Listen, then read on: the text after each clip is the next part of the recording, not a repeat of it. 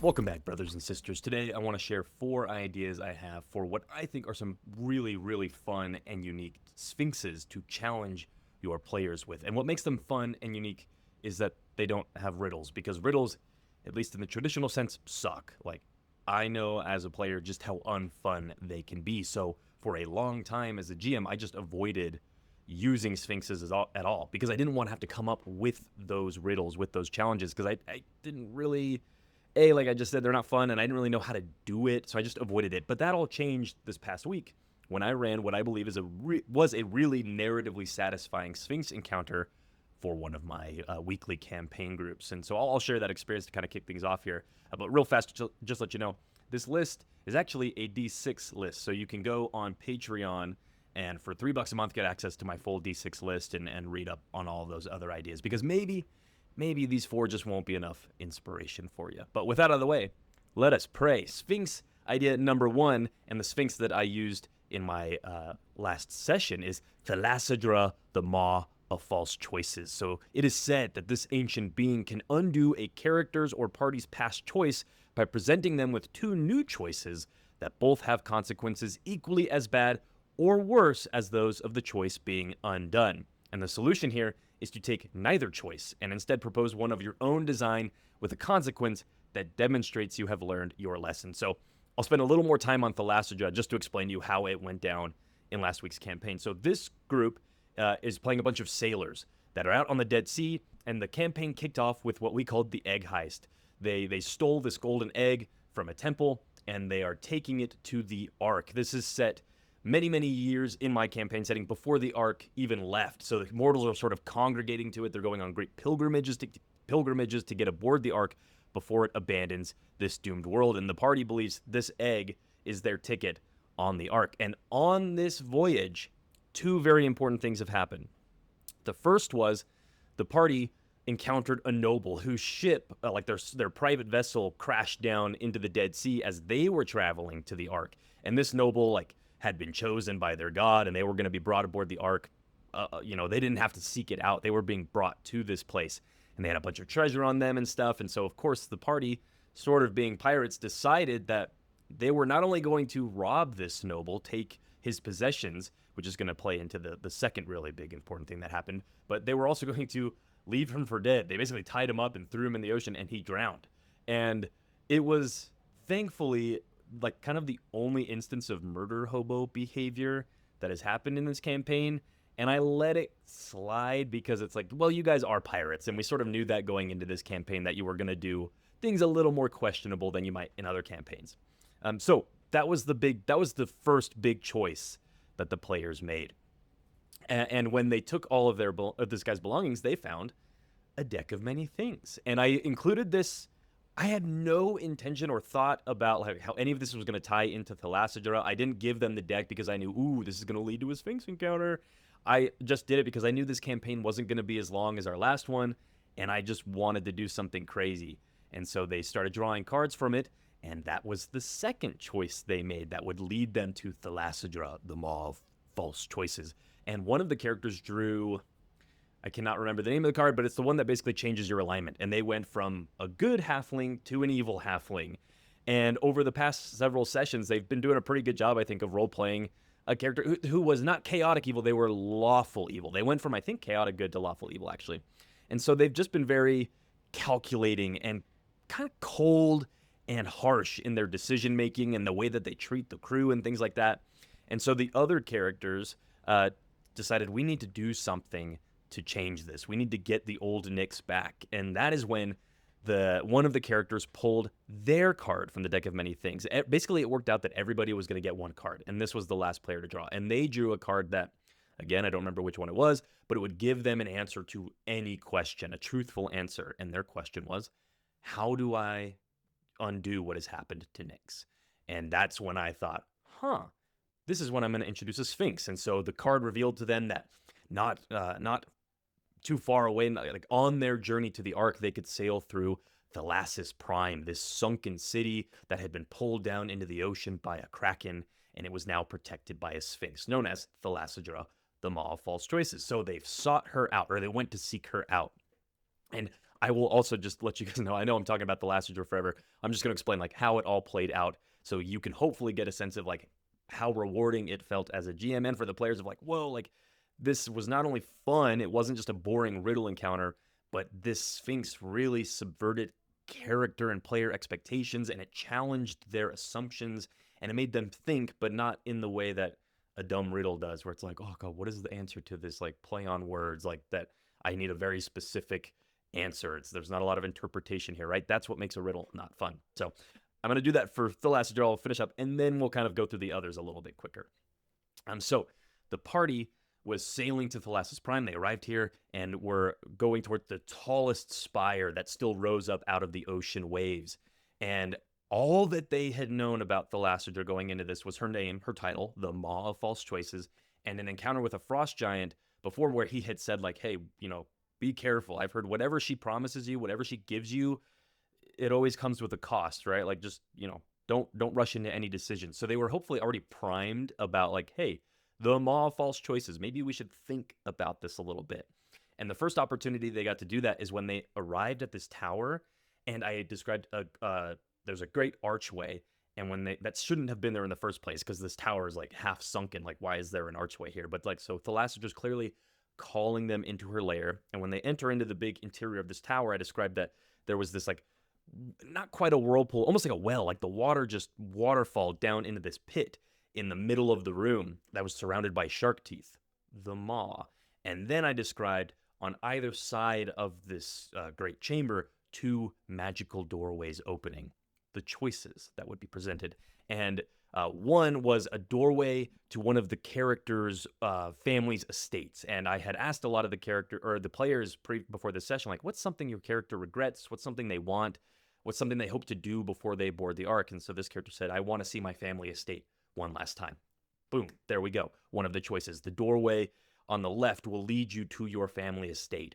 And then the door on the right would take the party to the Marigold's home, which was the halfling cousin of Nyx. And that player had told me, like, yeah, Nyx definitely wants to at least get some closure with her cousin because she'd sort of like abandoned her to go on this quest.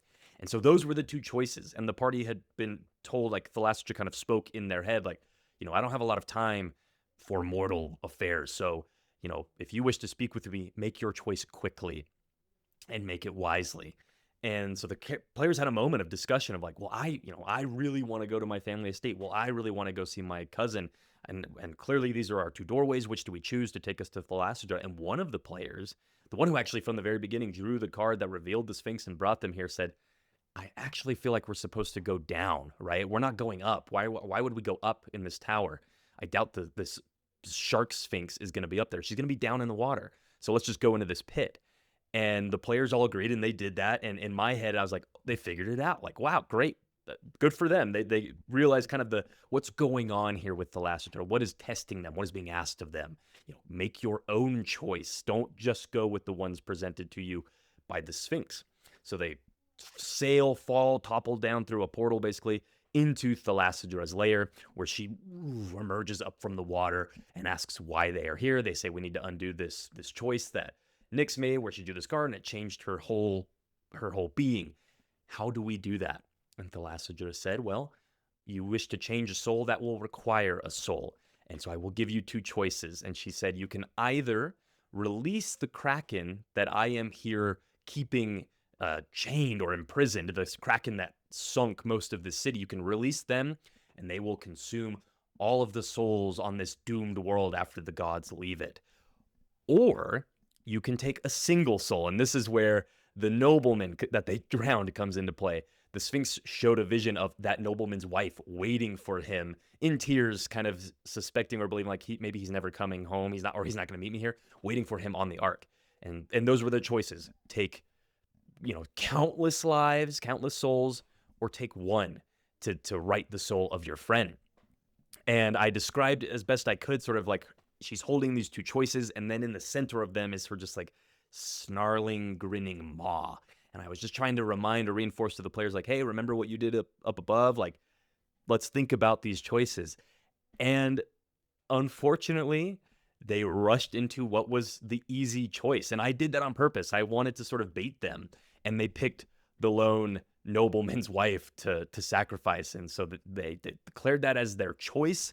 And Thalassinger smiled and said, "You have chosen falsely, or you've taken a wrong choice." I don't remember exactly what I said. And then, just so you guys know, because it was really fun, as she was sinking down into the water, the like huge, oversized corpse, waterlogged corpse of the nobleman they drowned, rose up out of the water to fight the party. And that's where we're going to pick things up next week, is in the midst of this deadly battle. And they've sort of been led to believe, and still, or Thalasser just kind of implied to them, like, hey, it's never too late to make a new choice. So we'll see what the players come up with, and if they decide to try and, propose, like, hey, Nyx might say, take my soul. Like, this is all my fault. Take me instead. And that could be a way to get out of this fight. We'll see how it all goes. But anyways, I say all of that before I get to the other Sphinx ideas, just because I think it's valuable for you to hear, how did I apply this idea? What was my thinking when I was prepping a Sphinx encounter? Because it wasn't just, what is a question I can ask them that the players will never be able to answer? That just sucks. So let's move on, right? Sphinx number 2 is Eshba, the unspoken path. And it is said that this ancient being can provide a character or party quick access to any destination by opening a risky path through a location they had been avoiding at all costs. For example, let's say the party wants to they need to get to the 9th layer of hell for whatever reason.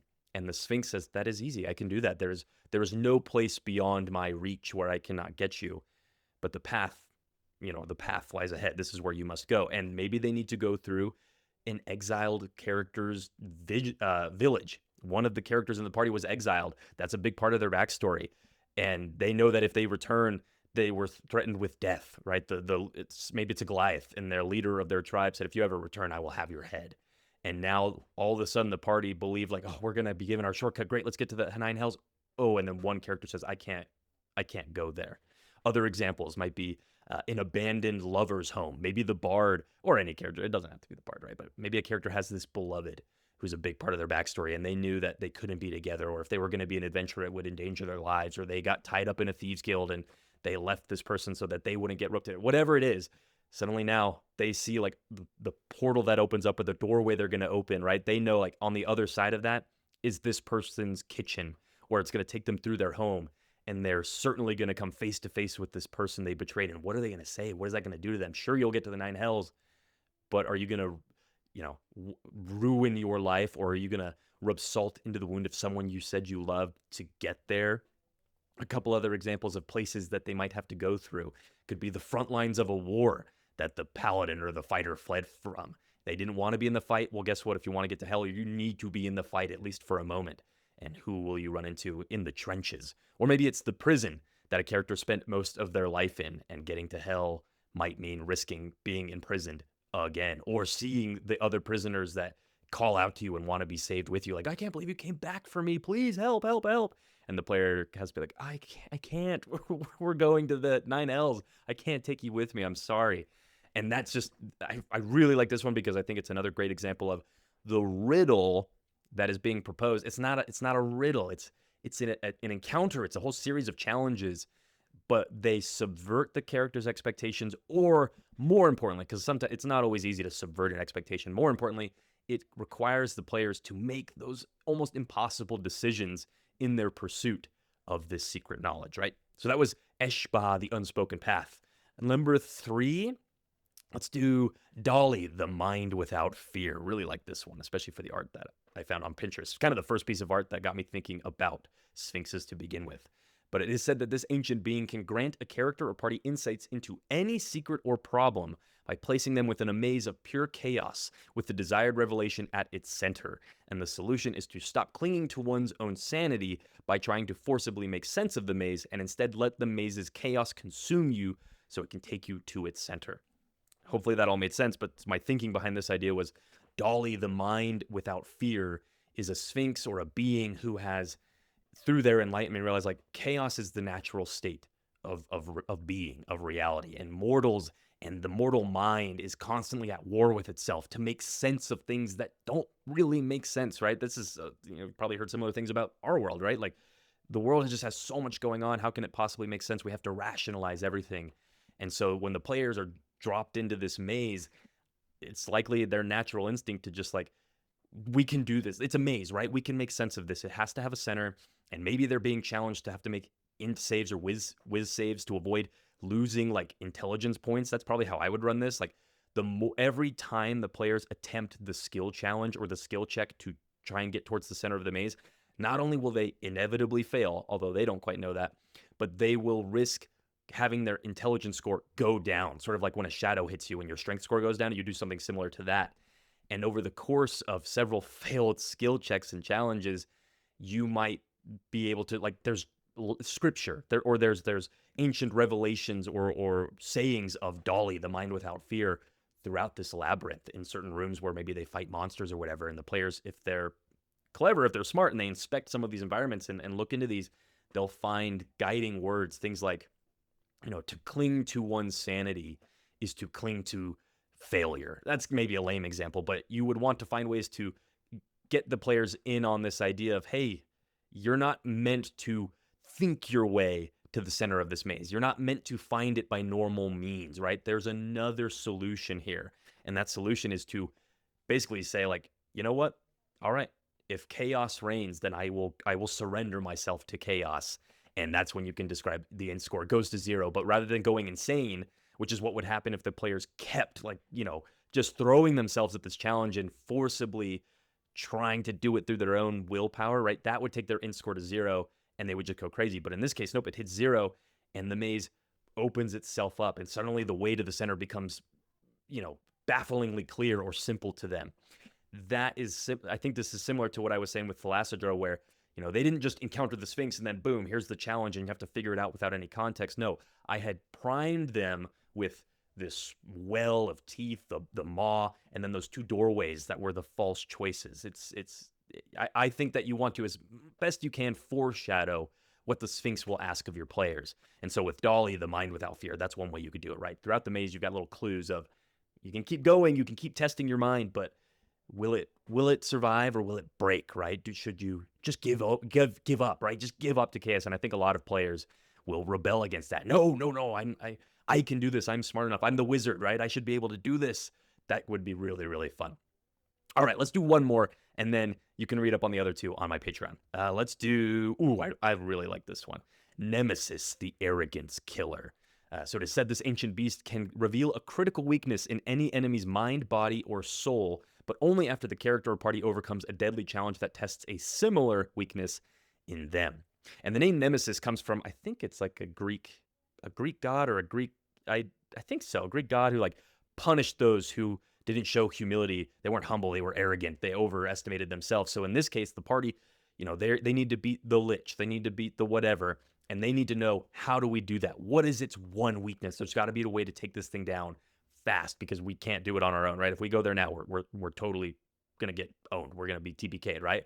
So they go to this Nemesis Sphinx, and the party, is so eager. I would imagine the characters are so eager and believe that this is the only way to beat this lich. And how foolish of them! They have this one weakness that we're gonna discover. We're gonna be so great.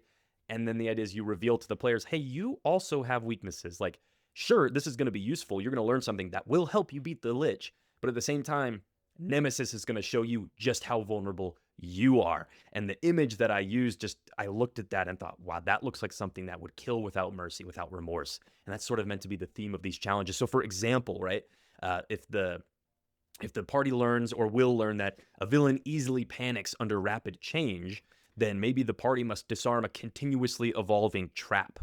And if they can do that, only by doing that, and find, every round the environment changes to something different, right? At one time they're in a lava-filled room, and then they're out in the middle of the jungle, and then they're down in a crypt dungeon, and the trap is always present in all of those environments, but in slightly different ways, and things are moving on the environment, right? The thing that you needed to disarm the trap suddenly is way across the battlefield, right? Like, if the party can do all of this without losing their heads a little bit and stay calm, then they'll learn as they overcome this weakness in themselves, oh, maybe we need to do something similar to the lich, right? If we can do things to change the battlefield, he'll start to panic a bit as he loses control.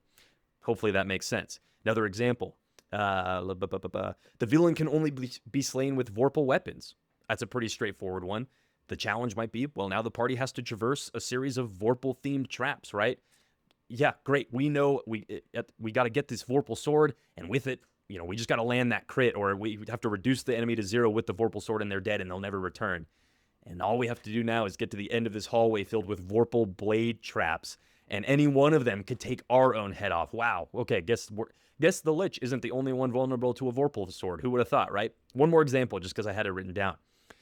The villain has a secret lover, right? A great one where it's not like a weakness in them, but it's the trope of you can manipulate them through threatening of the person they care about, right? So maybe the party's going to learn that. Well, they are going to be tested when one of the player characters' love interests or someone they hold deeply to them, their mom, their dad, their whatever, their mentor, suddenly finds themselves in this Sphinx's lair being slowly lowered down into a pit of lava or a hungry monster trying to eat them. And the party has to save them while also not allowing the gate to close, because if the gate closes, then they won't be able to get out of here. But every second counts, right? They can't keep the gate open and save their beloved. Can they, right? That's sort of the challenge you would propose.